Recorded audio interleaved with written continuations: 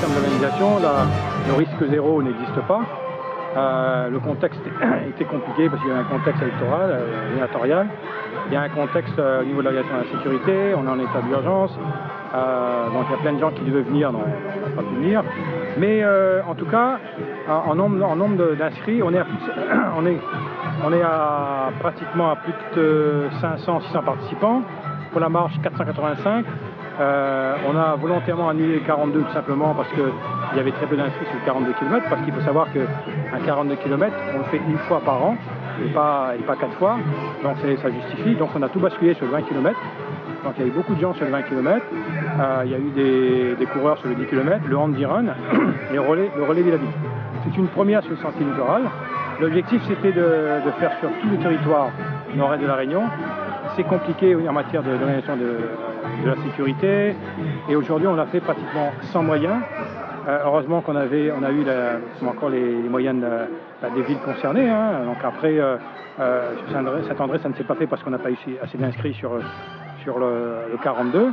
Et l'objectif c'était de vraiment valoriser le sentier littoral nord-est et l'idée un peu de ce qui se faisait un peu avant par rapport à la course sur route avec les militaires autour des Fazoy. L'idée c'était d'arriver jusqu'à Saint-Philippe. C'est une première édition, ça s'est très bien passé. Bien sûr que, comme une première, il y a toujours des couacs, c'est normal, il y a des problèmes de signaleurs. Qui n'a pas eu de problème quand on fait une première édition? C'est comme ça. Mais on a tenté, ma plus grande fierté, c'est d'avoir au départ de la course des handicapés, des déficients intellectuels, des gens qui sont touchés par le syndrome de la fibromyalgie. On a des associations. On a une grosse association de Saint-Denis qui a participé et qui nous a donné un coup de main, c'est l'Entente Nord.